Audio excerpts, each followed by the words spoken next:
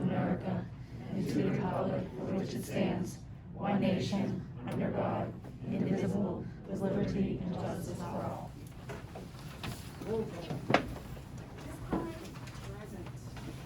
Mr. Price. Here. Mr. Del Corzo. Here. Mr. Caparizzo. Here. Ms. Carroll. Here. Mr. Caputa. Here. Mr. Zupancic. Present. Mr. Pikes. Here. Mr. Monitis. Here. 9 present. If anyone is filming the recording, please give your name and address so I can. I am Anne Marie Miller, 1817 State Route 980, Cannonsburg. Anna Marie, I'm sorry, what is your last name? Miller, Address? 1817 State Route 980. Thank you. Any of you that would like to speak, make sure. Hold on, we have one more recording. I'm also recording What is your name and address? Jamie Koenig, Koenig, 614 Louise Court, and that's Cannonsburg.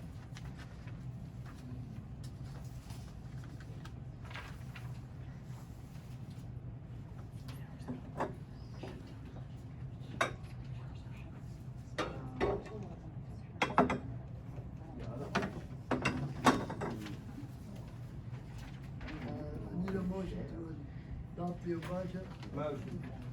Barney, The agenda. at the agenda. Second, Second. any discussion? All those in favor? Aye. Opposed? Motion carried. We met in executive session this evening and discussed personnel matters and legal matters. Thursday speak agenda on the items that are on the agenda right now. Otherwise, at the end of the meeting, we'll have to see the rest of you the time to speak. What do you think?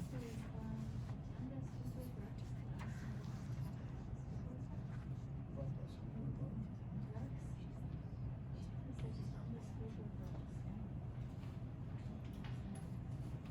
That's all you. We're wondering what your item is, and does it pertain to an agenda item? Yes, it's about the student council rep. That's on the agenda, correct? Well, what's on the, good. Yeah, it's, the beginning question, the beginning comment is about voting items that are on the agenda. If you're just making additional comments, that would be at the end. You still have the opportunity to speak, it's just at the end rather than. I can speak at the beginning or the end. Okay. I think they're leaving us, so I wanted to honor the important work of the student council representatives. So they like recognition. Yeah, we have a recognition item, I'm sorry. No. The recognition is for the Wylandville Elementary School Positive Behavior Support Network. Acknowledge them for actively maintaining participation in the school-wide positive behavior interventions. And they will be, well, actually were recognized on November 10th at the Positive Behavior Management Implementers Forum. So good for them. Okay. This evening, we're pleasure to have three nice-looking gentlemen and lady. Would you please give us your name when you're speaking? Or the name of the gentleman? Two gentlemen.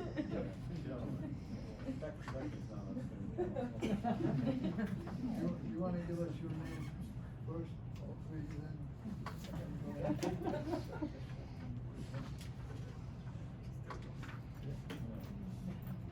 Alright, hi, my name is Nico Colasito. I am the student council president. I'm Tyler Johnston. I'm the student council treasurer. Okay, who's up first? All right, I'll go. So first off, just to touch on some health and safety protocols, which we've been doing for the past few months. The social distancing part, I will speak on. Personally, I have seen pretty compliant social distancing within the school. I know my teachers personally have made effort and conscious actions to prevent the spread of COVID-19 in terms of social distancing. For example, we're sitting apart, we're discouraging partner work, stuff like that to make sure we're appropriately spaced apart so that, contact tracing remains at a minimum and exposure and spread also remains at a minimum. Now we're talking about masks. I feel like it's just the same as last time. Everybody's doing a really good job and the best that they can. But I will say I have noticed that substitutes are also really good with the masks. They're also keeping an eye on the students and making sure that the mask is above the nose, and if it's not, that you aren't like in direct contact with somebody else and risking somebody else's health. And then some updates that we have throughout have happened in past weeks and coming up. We still have our Schoology group where Miss Geis puts all of our announcements and all of our upcoming work, where we have the opportunity to sign up, put her name on a spreadsheet, and leave some information. And then our next meeting is November 22nd. Directly after school, we'll be talking about some more upcoming events with all these students and asking for different ideas and other things like that. And then recently we hosted a forum with Senator Bartolotta at the high school on Friday, October 29th from 1 to 2 p.m. where us students had the ability to engage and ask her questions prior, and she had the chance to answer them and let us know of anything that she wanted to let us know of, which I think was very informational and very helpful. And then recently we also had students volunteer with setting up for the running of the Jack-O-Lantern Jog event Friday, October 29th and Saturday, October 30th at the high school, where Miss Peterson was at the high school and she helped us run the event and complimented how helpful all of us were, which I think was very nice of her. But on the Friday, we just stayed after school and made some goodie bags for the day, for the upcoming day. And then on Saturday, we were placed at different places around the school to help the runners know where to go to stay on track. And then we helped with another Canon-McMillan cleanup with Mrs. Geis Environmental Club on Thursday, November 11th after school from 2:50 to 4:30, where we all met at the high school after school, and then we were broken off into smaller groups and given different places around the high school in which we went and collected trash. And 72 students showed up and collected 61 bags of garbage amongst all of us, 5 tires, multiple pipes, and also a stereo from school grounds. And we also have been holding a food drive in the high school for the past 2 weeks, and it ends tomorrow. And we are partnering with National Honor Society, where students will also help deliver the food to the food bank in upcoming days. So this is really good once all the remaining items are collected tomorrow morning. Now looking ahead, Mrs. Geis was approached by a woman named Gloria to help out with the Canonsburg Old-Fashioned Christmas. We're in need of 24 student volunteers to help clean the streets of litter and debris from the crowd. That's going to be on Friday, December 3rd and Saturday, December 4th. So there's going to be a sign-up sheet for volunteers on that through Student Council's Schoology page. The Santa Fun shopping trip is also planned for Wednesday, December 8th. Student Council juniors and seniors who have been participating actively and are members of the Student Council will have the opportunity to go out with Mrs. Geist and Mrs. Berry at Target, Old Navy, and Children's Place for students in our school district. We are organizing a 12 days of Christmas dress for December 7th through 22nd to kick off for a fun way to celebrate the holiday season. Examples of the dress are Winter Scarf Day, Ugly Sweater Day, Winter Whiteout Day, Christmas Hat Day, and Holiday Dress Up Day. Mrs. Horshman is also scheduled to take over for maternity leave on Tuesday, December 30th. She'll be returning from maternity leave on the 30th and will be coming back on December 1st to the Student Council. And then we also plan to start holding blood drives again at the high school in January.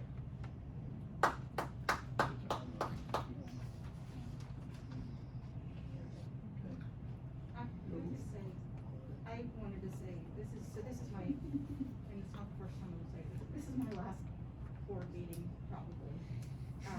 Unless there's another board meeting between now and December. But, I wanted to say how impressed I've been by your participation and your enthusiasm and your interest in all of the student board members who have attended. And I wanted to thank you for everything that you've done, and I've thoroughly enjoyed sharing this experience with you, and thank you for everything. And, thank you. Thank you. The board as a whole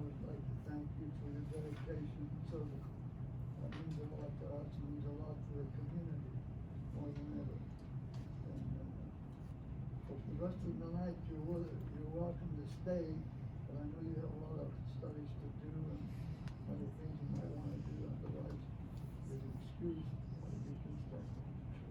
Okay? Thank you very much. Thank you. Administrative report. Mr. Mayor Jordan? Yeah, you guys still hear me? Yes, sir. All right, I'm in a little different setup, so just bear with me here. Got a lot of updates as usual.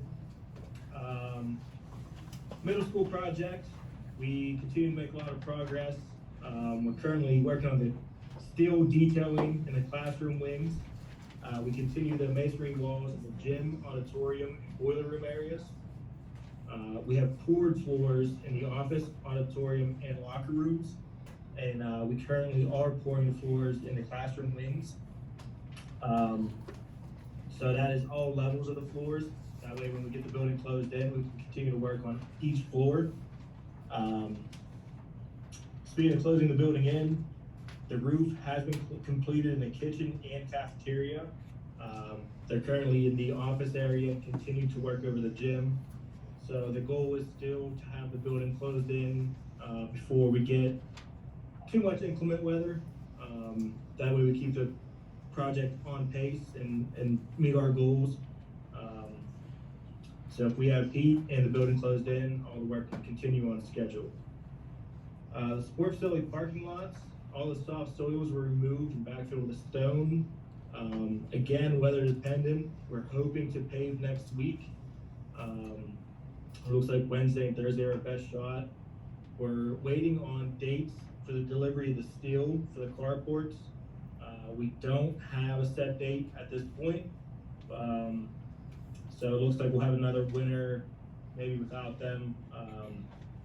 But hopefully we have paved lots sometime next week. Muse School Street Extension, we're waiting approval from PennDOT on the HOP application. In the meantime, we've been coordinating with Commerce Square across the street. That way we have our design ready to go, and we hope to bid sometime in March to do the road project and widen the road down on 980. Boiler Manor roof, the membrane is complete. We're waiting on metal flashing. That is on back order due to COVID delays. But once the metal flashing comes in, that project will be complete. We'll be able to close that out. The baseball and softball turfing projects, MDM came out and got our surveys completed. Right now we're waiting on township approval for stormwater management. That's actually projected for a March bid date as well. Two projects we did complete. The stadium is 100% complete, along with Cecil Intermediate Elevator. So those two projects, we have documents, we'll be closing those out soon. On the transportation end, from our last CDL class we ran, we just got our first licensed driver. That doesn't immediately put us someone behind the wheel, but does give us some leeway, and we're closer to getting that person fully released on their own. We have two other candidates from that class that are permitted, and we'll continue to work with them to get their license. And we have 3 more from that class that are still working to take their permit test. So of the 18 that took the class, at this point, 1 fully licensed, 2 with permits, and 3 that we hope to have testing sometime this month. That's all I got for you guys tonight, unless you have any questions for me. Jordan, I have a question. Yes. Any more issues with property missing at the middle school site? No, we've had no further issues since that one was reported to the police. And I did not hear back if they found them or not, but that was a single instance. Okay, thank you. Anybody else, any other questions? Thanks, Jordan, good job. Thank you. Mrs. Management? Or Money Girl? Since the last time we met, I was able to complete our annual financial reporting. It's on the website, and I shared it with all of you online. I then quickly moved into completing the audit and the preamble to the audit, which is the management letter and discussion that myself and Mr. Daniels write. We're in the final stages of completing that, and the auditors will be presenting the audit summary at reorganization on December 7th at 5:30. So once that is done, the next 4 weeks, we're already moving to develop the budget for next year. So I will be quickly switching gears and working on what I call the draft preliminary budget, so that a recommendation can be made in January in regards to the index. So hopefully at the January board meeting, since we really don't have a full meeting in December, I'll be able to share some preliminary budgetary information. And I will be using the budget priorities that the committee established at the beginning of the year and have been part of our long-range plan. And then we'll see where we come in, and the committee and the board then can make some decisions once we see what that preliminary budget looks like. I am also getting prepared. I received, as you recall, in September, notice the PDE was coming to audit our food service program. They sent me we had some online information at the last meeting I shared with you that had to be uploaded to their website. That was completed in a timely manner by the beginning of October. So since our last time we were together, they sent me their 6-week letter, which included another iteration of documents that needed uploaded from that time, and some test week data. And it is anticipated that they'll be coming at the beginning to mid-December. I don't have dates yet, but once you get the 6-week letter, it's eminent that you'll be getting the dates they're coming, and they'll be auditing South Central and the high school. And 2 other quick items. Jordan and I were asked to present at the Pennsylvania Association of School Business Officials Facility Conference, the Conference of Facility Directors, Safety Directors, and Transportation Directors.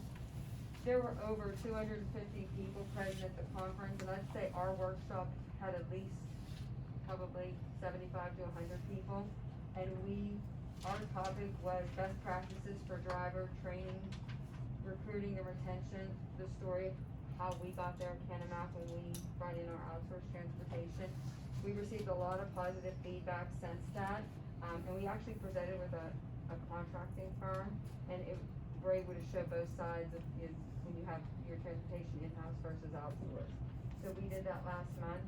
And then the final item is I report to you typically on spring sports a lot earlier than this, but with the audit and the surprise food service and some delays, I'm reporting tonight on both spring sports and fall sports. As you recall, a few years ago, there was a form developed but at the request of some board members for the business office to do a spot check on the finances of our booster and athletic organizations. So that form is the intention of it isn't for the business office to micromanage any of those programs, but rather just to ensure that they have some necessary documentation on file, because leadership changes annually. It's bank statements, make sure they're reconciled, that their fundraisers are board approved, things of that nature that we're looking at. And I'm pleased to say that this year, we did have to send a few of the spring sports ones back, but we gave them the opportunity to resubmit.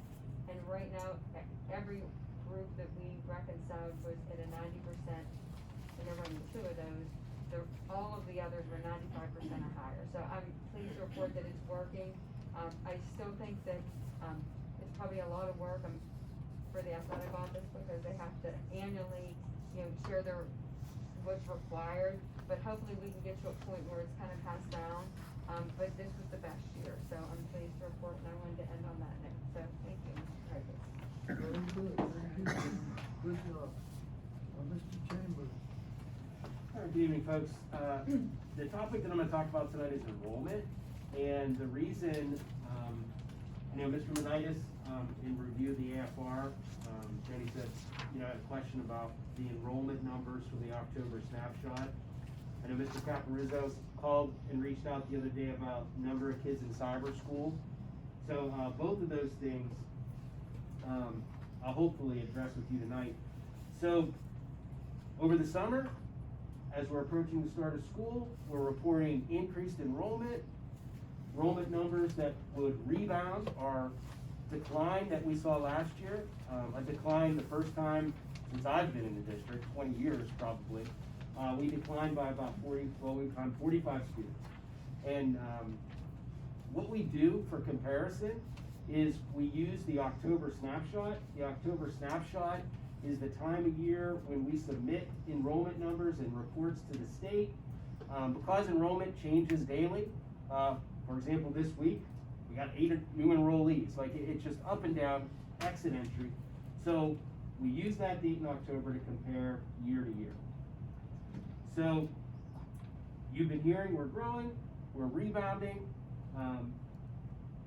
and we start the year, we hear class sizes are high, we recommend you hire teachers, and the October snapshot is done, and it shows that we didn't rebound, and we actually declined. So that was a shock to me, not that we dropped that much, given what we started the year with. So through investigation I went back and looked at what happened once we started school. And on August 30th, which would have been day 3, I saw our first withdrawal. And then from that point up until the October snapshot was taken, we had 111 students withdraw. That negated the growth that we had and left us with another year of decline of 50, maybe on the other page, but about 50 students. So then I want to go, all right, well, how did we get there? Where did they go? So out of the 111 students that withdrew from the start of the year, 68 went to cyber school. 9 went to private school. 10 went to homeschool. So of the 111, 78% of them are still here in the district, but they're not attending our in-person. 22 moved and 2 dropped out. The 22 moved is pretty on average. You know, we'll see, just because the entry exit, on average, depending on the month, I'll see 15 to 30 students, you know, withdraw. So like I said, we got 8 new ones this week. It's usually, it balances itself out. So with that, you know, the question of why did we add 2 teachers then? Our enrollment went down. Well, when you look at K-12, you know, they don't usually come where you need them and leave where you want them to. We never want to see anybody leave, but if you got a large class size, if somebody's going to move, you'd like it maybe to be there. So prior to the start of the year, we saw growth, we projected growth, and we added teachers in a number of areas. At the middle school, we added staff. They didn't see a decline. They stayed consistent. They were at 867 in October last year. This October, they're at 881. North Strabane, we added 2 teachers, not new teachers, but shifting staff around. They were at 369 in October last year. This October, 409. Hills, 232, 256. Muse, 732, 749. So our large growth areas maintained their growth. Of the 111 students that withdrew, 51 were from the high school. 12 were from the middle school, 9 from the intermediate, and 39 from K to 4. What you have to realize though, in K to 4, for example, there are 2,000 students. So 39 may seem high, but in the big picture, it doesn't really put a dent. And of the 2 areas where we added teachers, only 1 of the 111 withdrew from those 2 areas. So just an example of how things are, and just in the elementary alone, there are 93 sections or classrooms. So it's a lot of kids spread out over 5 buildings, and I hope that gives you some insight into why our numbers in October didn't show what you'd been hearing, and maybe even how you've responded. But it isn't a typical thing for me to look at enrollment once the year starts, because, you know, it's just usually maintains itself and we don't see too many issues come up. But I'm glad that I did, because it shed a lot of light on where kids are going and what we as an administrative team need to look at and make decisions to address, 68 students going to cyber school. Scott, Yes, Mr. Caparizzo. I have a question. We talked about cyber school in the past. Is it time for us to look into starting our own now? You are correct. It's been a topic that we have discussed, and I don't off the top of my head have the total number of our students that are in cyber school right now, but it's over 200. And that's costing us how much? I'm pulling it up as you speak. It's around what, I think I budget 1.1 million, but I'm pulling it up. That will be enough. It went. That will be low. Because I think it It's is time over for us $1 to million. get together. But for last year, I believe I budgeted $1 million. I'm looking at it now. But those are the types of things that we'll be looking at when I begin the budget for this year. Those are one of the things that come before anyone's wish list because we can't control it. So those are things that I have to include in the budget increases that could take away from somebody's wish list.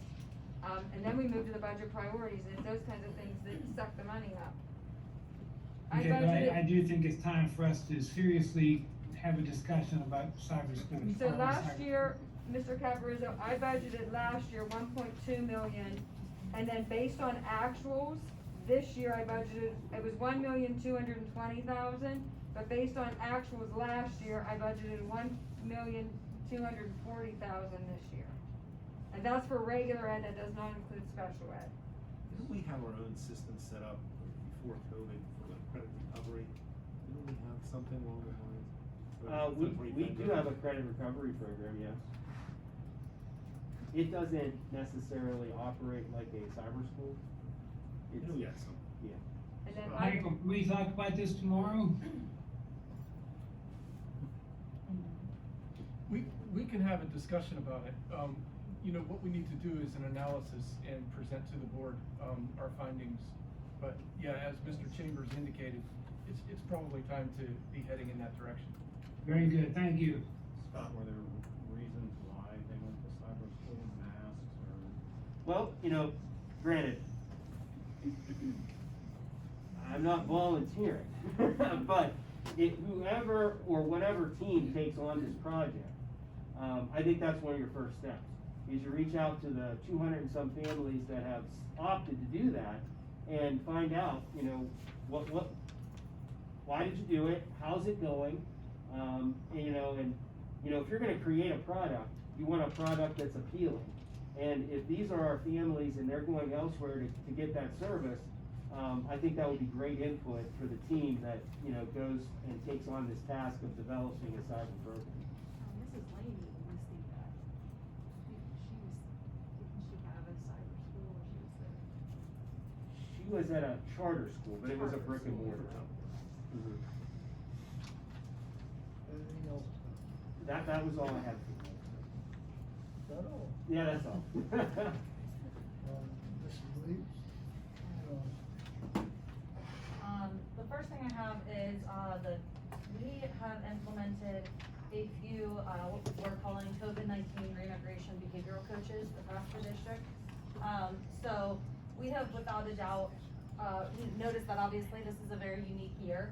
And with this year comes some challenges with reintegrating students back into an in-person setting who were remote last year, or whether it was for the full year or parts of the year.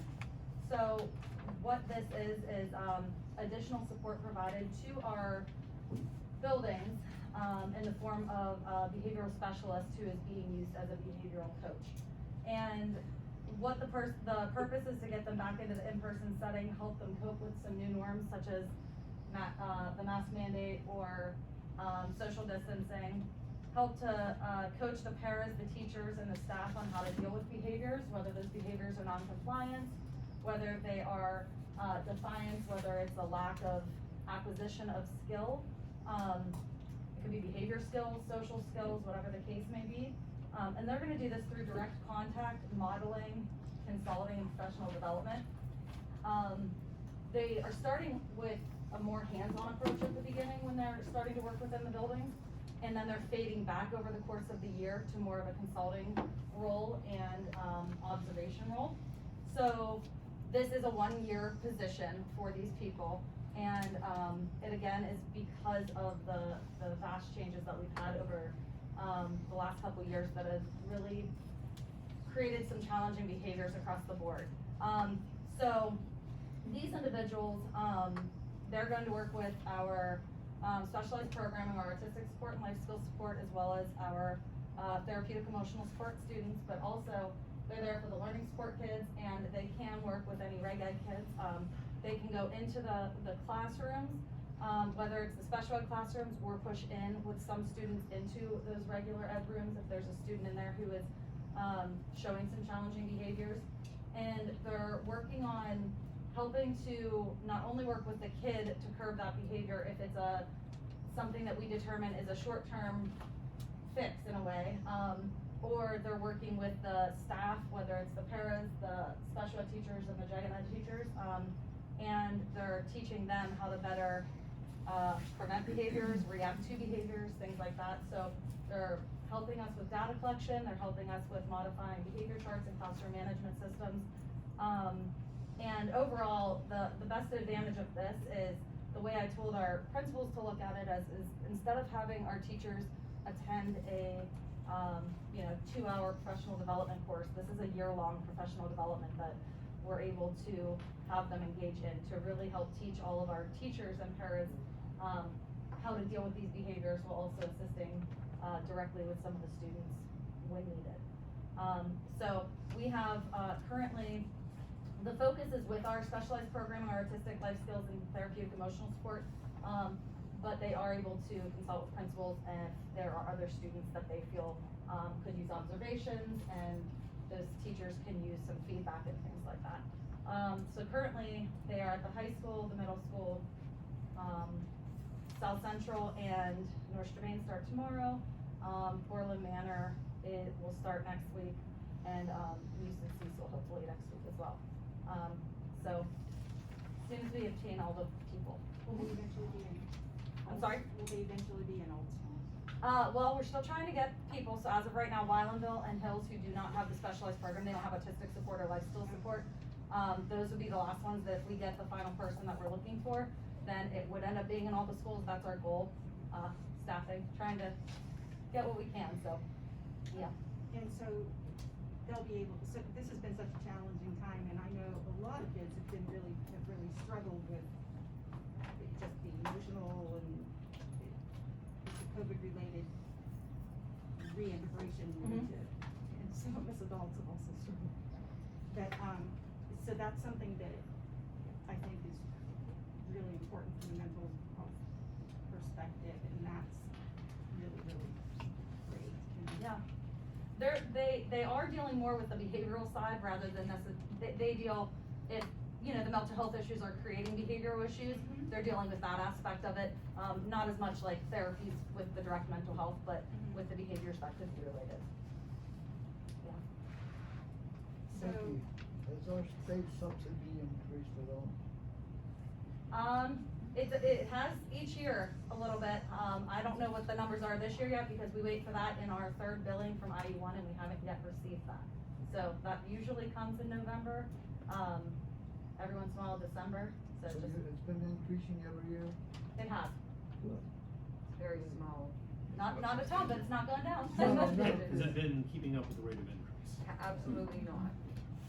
It's a 75-25% split, or 80-20.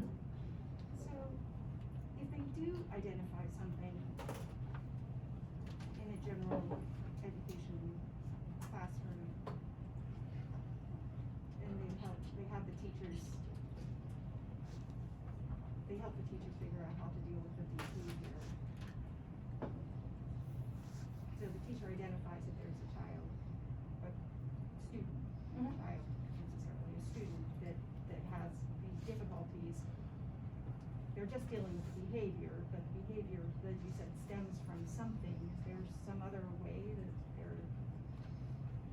Yeah, well, they could get help, typically students who, you know, they would look to the social worker, or they might go through People Focus if it's affecting their grades, or high school level, potential SAP. We do have supports that we would look into for the special ed realm with doing some testing and things like that.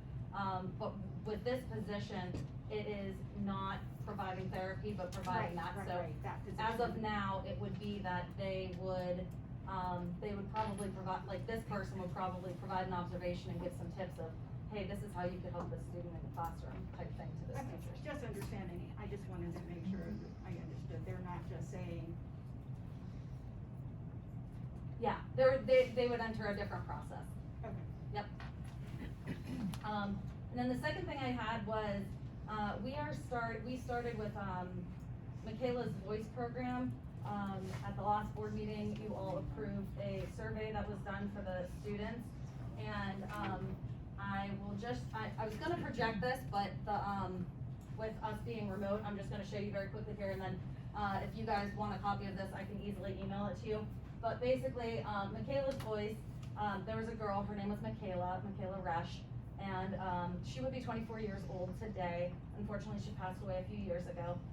But she utilized a wheelchair, and, unfortunately, she had a traumatic brain injury, which prevented her from being able to move her body in the ways that she wishes and also be able to speak. So her parents, wanted to include her in her classroom, so they created Michaela's Voice. And she used to go around and participate at the different assemblies, but now she finds different people from different communities who sign up to volunteer with them. So, the boy right here, he's from Mount Lebanon High School, and he ended up coming, and he identifies with, Tourette syndrome, and he comes to present with her, at any of the schools locally that they would present at. The nice thing is, we didn't just get the assembly though, we ended up getting through PDE, a $15,000, we were awarded a program for over the course of the year that would be $15,000. But luckily we do not have to front that cost. So with that, the three things that come with it is an assembly. We get a beginning of the year assembly, they already had the kickoff assembly, here's some pictures from that. And then, they just talk about friends and, what the school culture feels like, whether you feel accepted, whether you have a friend.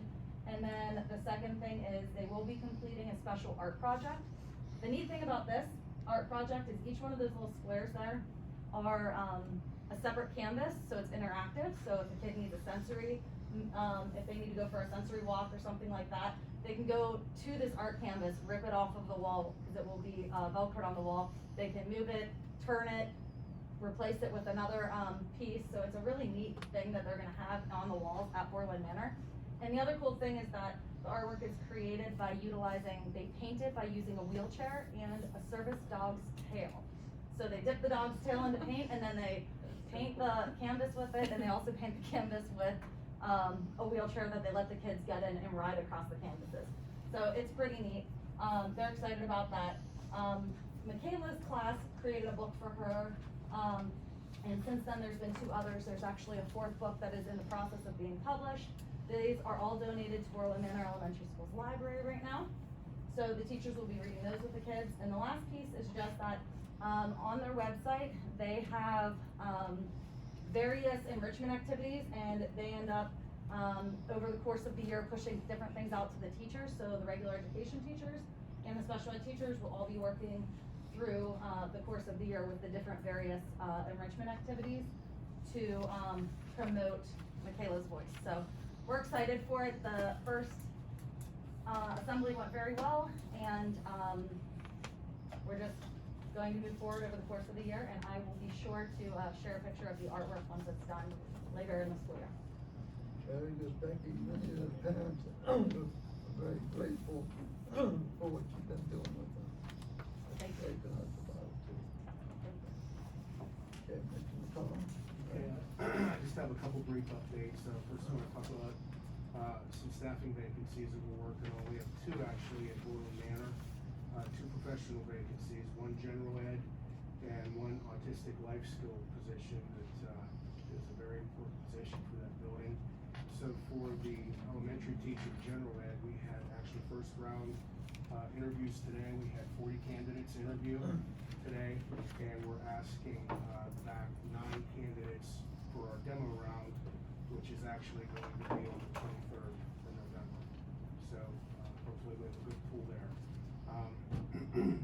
First round for special ed, the autistic life skills position, we're gonna hit on the 29th of November after we come back from break. Then we're gonna turn around and do demos on the 1st of December. So those are 2 key positions that we wanna fill and making good progress on it. I wanted just to give kind of a 30,000 foot view on our leaves for my second update. Just to give the board an idea of how good of a job our building principals and our supervisors are doing, plugging holes and being resourceful with the resources that they have. So on the professional side right now, and this is long-term leaves, we have approximately 13 of our educators that are currently out on long-term leaves right now, and that's for the first semester. We have roughly 11 or 12 of them that are projected to be out for second semester. So we, on top of roughly just short of 30 quarantines that we've had since the beginning of school for our staff and day-to-day absences, we have a number of holes to fill in any given day. So support staff right now has about 5 full-time employees out on longer-term leaves. So between long-term leaves, quarantines, and just day-to-day absences, we have our hands full every day that we come to work trying to staff our operation. I cannot say enough about Jordan and his staff, about the building principals, and the ways that they have done more with less and been amazing in the ways that they have provided services to our students. So just wanted to give the board a snapshot of that and give a shout out to our administrators and the job that they're doing. So that's all I've got. Very good, Tim. We all know what you're up against, and you've done a great job. Thank you. For the next 10 or 15 minutes, those of you that haven't been here before, we get a lot of approvals to make from committees, from budgets and all the way down to the new building. So please be patient for the next 10 or 15 minutes.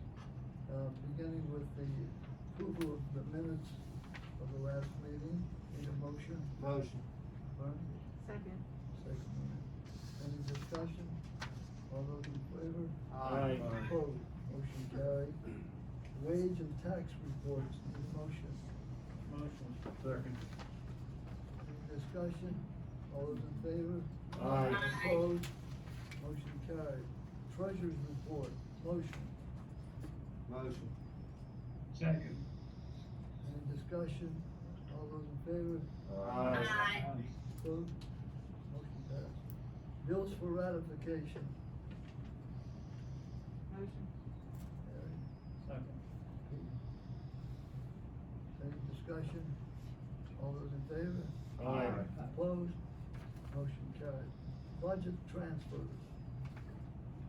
Motion. Second. Second.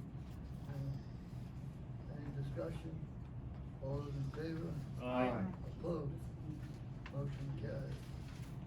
Authorization of Director of Business and Finance Treasurer. Motion. Second. Second by Joe, Mark. Any discussion? All those in favor? Aye. Opposed? Motion carried. Personnel sheet, Michael. Yeah, we recommend the board approve the personnel sheets as presented. Any motion? Motion. Pete? Second? Second. Second. Any discussion?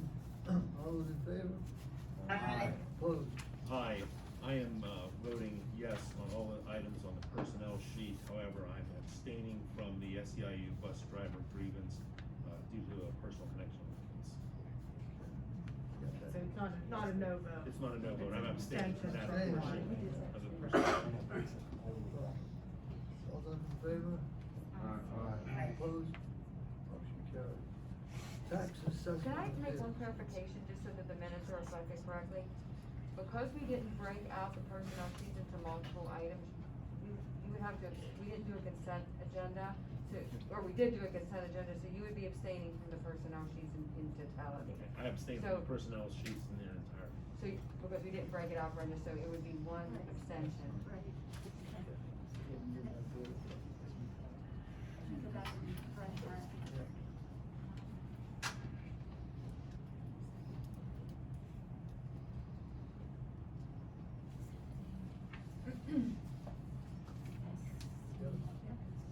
Okay. Tax assessment appeals, need a motion? Second. Second, by Joe. Any discussion? Yeah, Johnny, when are these gonna be held? So- Or its earliest convenience. So I was just gonna say that each of them, there's 6 of them, so it depends on which one, and we're authorizing them to engage, so either the courts will set the date, I believe all of these are with, so we don't have the dates for them. We're only authorizing Peacock Keller to engage on our behalf, and then once they engage on our behalf, the dates will be set for the court. These are big pieces of property, I doubt there will be a date for 6 months. Yeah, no, I know there's a case that we met with them last week, so. And if you have a reason for asking me, then can you call No, me just after? out of curiosity. Okay, yeah, but we only are authorizing them to enter their appearance on our behalf, so once they do that, then a court date will be set by the courts. All those in favor? Aye. Opposed? Motion carries. Tuition, student tuition. Need a motion? Steve, second? Second. Mike? Any discussion? All those in favor? Aye. Opposed? Motion carried. There's 2 students on that, 6-3 and 6-4. We need another motion for student tuition. Motion. Second? Second. Second by Joe. All those in favor? Opposed? Motion carried. Cecil Intermediate School Elevator. This is a change order to that particular elevator we had a problem with. So we ended up taking care of that, a little costly. I need a motion. Motion. Joe? Second. Second, Bernie. Any discussion? All those in favor? Aye. Opposed? I think that was Mark. Mark? All those in favor? Aye. Opposed? Motion carried. Student trips. Need a motion for student trips. Oh, yeah. Second. Mike? Joe? Pete. Pete, Joe. Any discussion? All those in favor? Aye. Opposed? Motion carried. Fundraisers. Each of you have a list of that, fundraisers. We need a motion to approve them. Motion. Second. Mark? Bernie and Bernie and Mark. Thank you. All those in favor? Aye. Opposed? Motion carried. Contract agreements, Mike. Over there. Yeah, we recommend the board approve the contracts and agreements as indicated, as presented. As presented. Need a motion? Motion. Second. Second. Mike? All in favor? Aye. Opposed? Motion carried. Stipulated adjudication. Scott, do you want to talk on that? I would not. That was we discussed that in executive session. That was discussed, need a motion. Motion. Steve? Second. Mark? Joe. Joe? Joe. All those in favor? Aye. Opposed? Motion carried. For the new School Street extension. Motion. Motion by Second. Joe, second by Mark. All those in favor? Aye. Opposed? Motion carried. Change orders for the middle school. Motion. Middle school. Joe? Second. Second by Mike. Any discussion? All those in favor? Aye. Motion carried. More changes for the new middle school. Motion. Joe? Second. Mark? All those in favor? Aye. Opposed, motion carried. More changes for the new middle school. Motion. Joe? Mike? Second? Second. Mary Beth seconds that. Okay. All those in favor? Aye. Opposed? Motion carried. Cecil Township municipal agreement with the, please. This is Cecil Township Police. Cecil Township Police. Motion. Second. Second. Michael, do you All just those want in to, favor? talk about how they're not increasing our costs and Yeah, we things are, like that? as we are opposed to fortunate. March to May? The agreement, ends at the end of this year. Cecil Township's fiscal, runs from December to December. And, they needed to complete, the agreement ahead of time, ahead of its expiration date. And they proposed to us in that negotiation to, maintain the current cost rate and no significant increase. So, that's what this agreement indicates. Sorry. At the moment. Cecil, we're very thankful for what Cecil's done with us, and how they cooperate with the district on everything we ask for. It's not to say the same for other people who know, I know. You guys don't need to. All those in favor? Aye. Aye.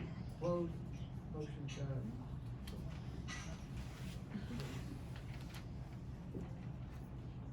Other items for the information, anybody else, board members have anything want to add, talk about? Okay, Mike, you want to give the donation, please? Yeah, before that, I actually have, general information to share.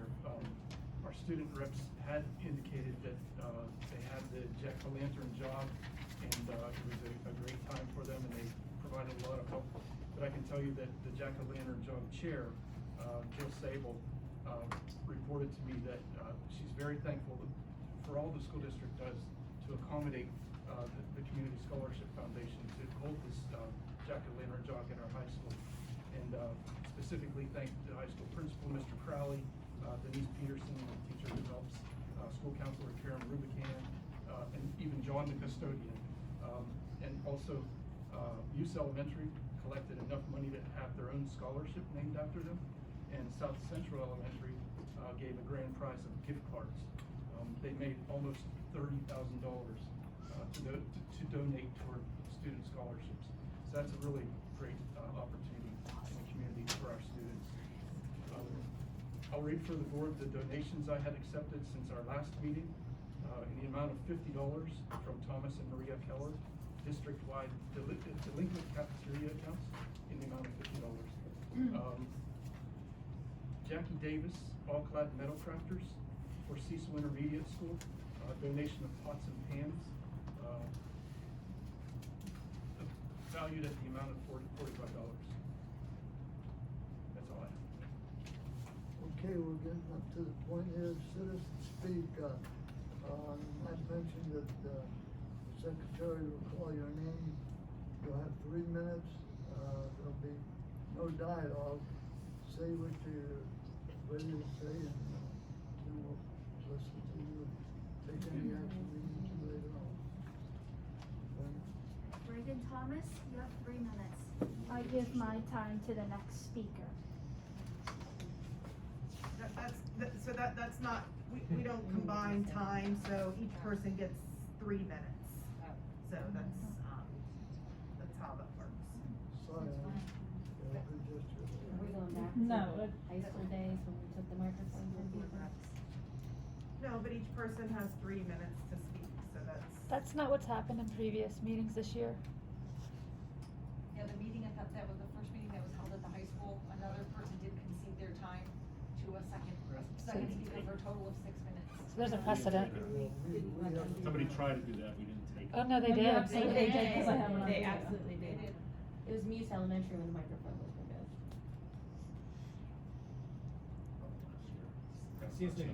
Well, each person gets 3 minutes, and that's the policy that, well, as long as I've been here, has been perhaps I can help so- resolve this. Somebody did speak at the auditorium meeting for an extended period of time. Now, maybe she was representing a number of people, but that did occur. So that's a precedent. The policy is 3 minutes, so that's for each person, so if she has the opportunity to speak for 3 minutes, and that's how public comment works. Dennis Middle, I don't know if you had anything that you wanted to talk about that's, that was not agenda related. You already discussed. Yeah, I have a lot to say. More than 3 minutes, but I appreciate the 3-minute opportunity.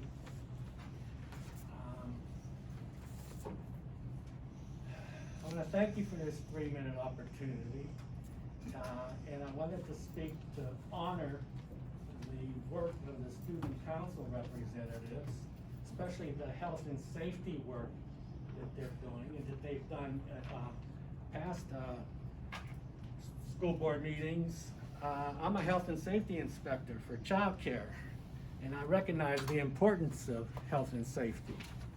And I also want to compliment the school board for your work in providing and maintaining educationally efficient facilities. That's one of your chief responsibilities. It's not only your responsibility, it's the responsibility of all school boards.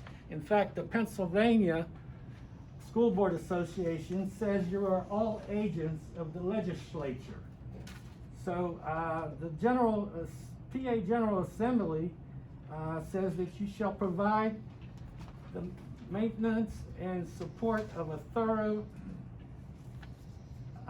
and educationally efficient facilities. But I don't understand how you can do this if you don't know the radon levels of your classrooms, of your facilities. Now, to better understand this responsibility in relation to radon testing, this is the definition of the word efficient, especially for systems like school systems or health and safety systems. The definition is achieving maximum productivity with a minimum of wasted effort or expense. And that's what you all been talking about. Most efficient way to run a school. Now, the definition of radon is radon is a known carcinogen that can have harmful effects to the human respiratory system, like the human lungs. Now, here are the leading causes of lung cancer: air pollution, radon, smoking, tobacco smoking, passive smoking, and asbestos. Now, you don't have to take my word for it. We can ask Siri. Siri, what are the leading causes of lung cancer? Okay. Oh, you can do that on your own phone. And she's going to tell you air pollution, radon smoking, tobacco smoking, and passive smoking, and asbestos. Now, I don't think smoking is an issue in the high school or any of the schools. And neither is asbestos, because there's a law that says there cannot be asbestos. And as far as air pollution, I think you have an excellent air pollution system for filtering harmful products. But you can't filter radon unless you have a radon reduction system. And I'm sure Jordan Mayer can opine on that. Yeah, 3 minutes is up. Thank you. We have Ann Thomas.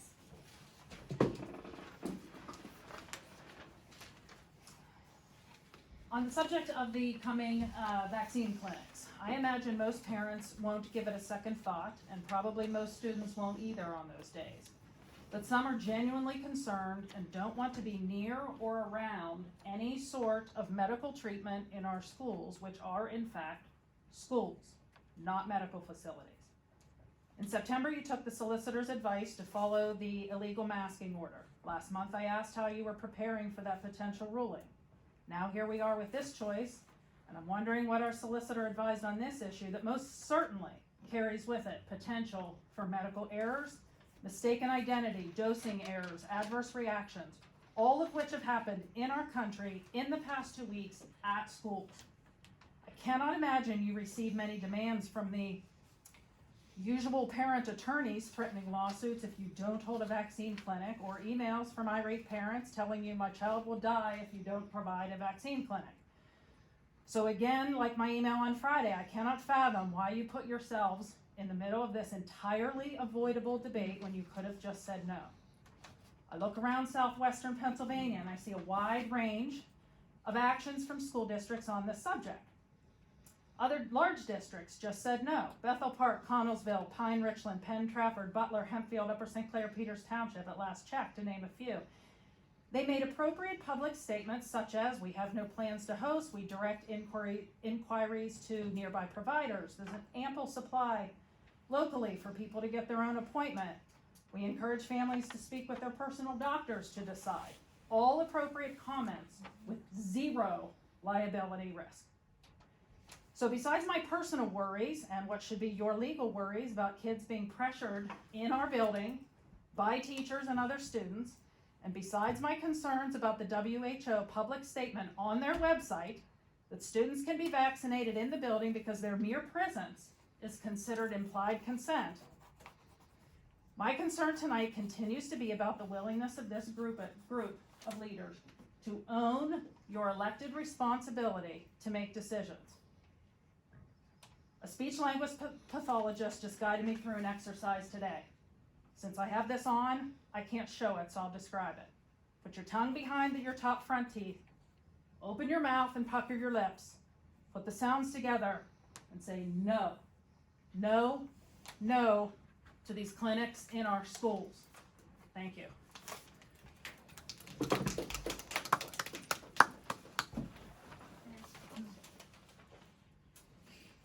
Anne-Marie Miller. I'd like to review two very important definitions that our district needs to be reminded of, along with everybody else, especially as you consider the next steps with vaccine clinics, contact tracing, and possible future requirements. We often hear, follow the science. Okay, science is the enterprise that builds and organizes knowledge in the form of predictions. It's an experiment to test a theory. Data is the facts that are collected with statistics to reference and analyze. There's very limited data on COVID, only because we haven't had enough time, but we all agree it feels like forever. We do not know the long-term effects of COVID any more than we know the long-term effects of the vaccine. In case you haven't heard, the FDA has asked a federal judge to make the public wait 50 years until 2076 to disclose the safety and efficiency data of the COVID-19 vaccine. There is currently a lawsuit against the FDA to release the information. Not one piece of data has been released. We are asked to follow the science, but we're ridiculed for wanting to see the data. Our district has made assumptions that COVID is spread at school, especially during lunch. The district closed my son's school, even though the data showed we had not met the threshold in the public information that was shared. The fact is, in the request to know, it came back stating that the school has no data that there's positive cases spreading through the school. The courts have ruled that the PA Secretary of Health had no jurisdiction to segregate and quarantine healthy students under the law. However, our children continue to wear masks and healthy students are quarantined or suspended. But there's no data. We know the trials were not the size and length of time required. We do know that COVID is like a common cold to those under 17 because there's data. And your child actually has a better chance of getting hit by lightning than a severe case of COVID, which is a 0.01% chance. I've asked you to work with us, to dance and not push. I invite you to move with us as leaders. Show empathy to us parents who are scared to make a decision without data.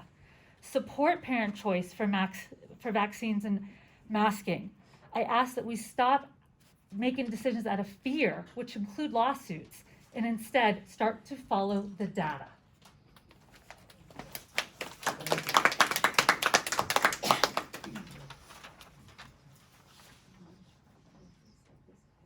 Emily Reitmaker? Yeah, I'm sorry, I have nothing prepared. I was unaware that I couldn't concede my time to Carissa. I was planning on conceding my 3 minutes. So I have nothing to speak on. Next, ma'am. Carissa Boyer? I had to cut this down a little bit now, so, I submitted quite a few right to know requests, which I know I'm keeping Mr. Daniels incredibly busy, and I truly appreciate his hard work. My concerns are with the lack of records that do not exist within our school district, though. There are no district policies or documents that address the disclosure that none of the masks are designed to protect any student from any of the small virus particles in the air that may be transmitted by another student who is coughing, sneezing, or merely talking, particularly since the COVID virus particle is approximately 0.1 microns and the smallest pores in any of the paper or fabric masks are approximately 60 microns. That's like throwing sand at a chain-link fence. There is also no district liability per U.S. Code 41 if a student, staff member, or visitor suffers significant or serious side effects from repeated and or long-term use of the masks required by the district, included but not limited to breathing difficulty, fainting, headaches, increased irritability, etc. Also, no discipline policy for unmasked students. And now that we know that this mandate or order, whatever we're calling it, was unlawful to begin with, what are you going to do to those students that you unlawfully disciplined? Are we going to remove their discipline and attendance records of these affected students because of the suspensions? Why are there no records? Do you not feel that this is pertinent information? It's data. How can you make such a vital decision that affects our students if you don't have the data to back it up? Which leads me to the masking order that was announced as void and unenforceable last week and will be lifted as of December 4th. Therefore, discretion over the masking policy is brought back to the school boards, and our district policy is mask optional, and more importantly, the choice of the parents. I know you are well aware by now how I feel and the majority of parents and teachers in our district. It's like beating a dead horse, but you have to think rationally here. Who should be making the decisions for our children when it comes to their health and safety? The parents or the school board? I would expect the appropriate answer here is undoubtedly the parents. You also keep telling us if we don't follow this or we don't enforce that, it's going to affect our funding. Well, we're fed up with that excuse, and just to summarize the FAQ of the ESSER Health and Safety Plan Guidelines, nothing will be taken away, nothing will be withheld. This excuse of repeated giving parents and then blaming the solicitor is pathetic. You are continually using them to hide behind when you know none of this is affecting the funding. The district received Federal CARES Act funds while wrapping up the school and safety security grants. This was a direct quote from your district finance snapshot report page. So if you clearly have received the money, so I ask,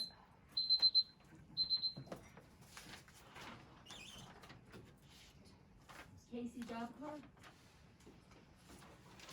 Give me that.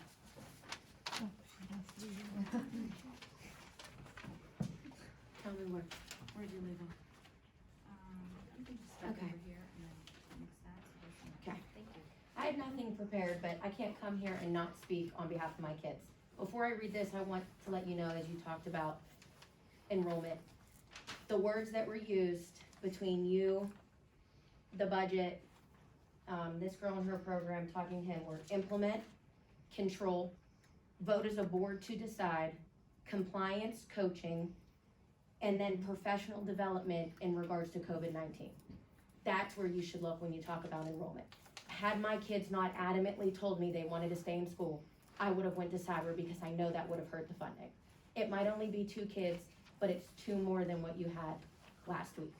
My kid's friend came home crying on the bus because he got quarantined, totally healthy, quarantined, and he wears his mask. I don't want my kids a part of that. So that's where you should start.